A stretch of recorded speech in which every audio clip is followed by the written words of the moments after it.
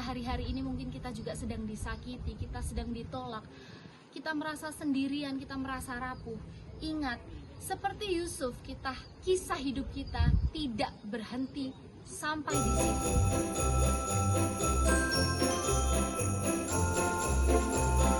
Shalom, siapkan hati saudara untuk mendengarkan Rhema Hagios.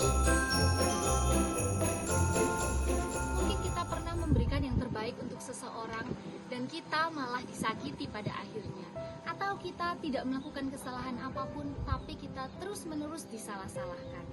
Sama seperti juga yang dialami oleh Yusuf.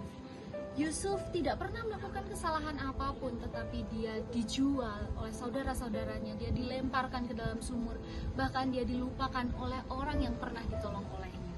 Tetapi menariknya, cerita hidup Yusuf tidak berhenti sampai di situ. Kejadian 39 ayat 21 menuliskan, Tuhan menyertai Yusuf dan melimpahkan kasih setianya kepadanya. Tuhan tidak pernah meninggalkan Yusuf dan Tuhan menebus masa lalu hidup Yusuf yang begitu menyakitkan untuk menghasilkan kebaikan. Dengan cara yang sama, ketika hari-hari ini mungkin kita juga sedang disakiti, kita sedang ditolak, kita merasa sendirian, kita merasa rapuh.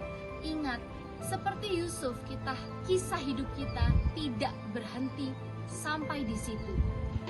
Tuhan kemudian memberikan Yusuf kesempatan untuk memimpin orang-orang yang memperbudak dia. Bahkan dia sanggup menyelamatkan hidup ribuan orang dan hidup saudara-saudaranya dari kelaparan. Saudara-saudara yang pernah menyakiti dia.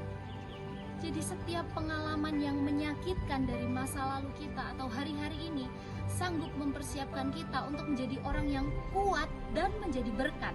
Karena Tuhan senantiasa menyertai. Kuncinya adalah penyertaan Tuhan dalam hidup kita. Dan Allah yang sama yang menyertai Yusuf juga adalah Allah yang sama yang menyertai kita sampai hari ini.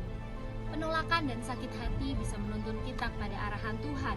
Ketika kita mengizinkan Tuhan untuk mengarahkan kita, kita bisa melihat kembali suatu hari nanti bahwa kebaikan Tuhan terus menyertai kita, bahkan di masa-masa yang paling menyakitkan. Hari ini mungkin kita merasa tertolak dan patah hati, tetapi pilihlah untuk berlari kepada Tuhan.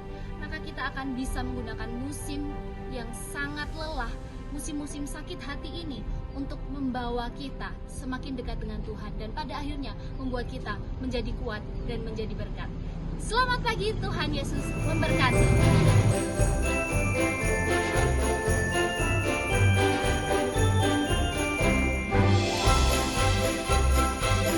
Tetap semangat, haleluya, Tuhan Yesus memberkati, amin.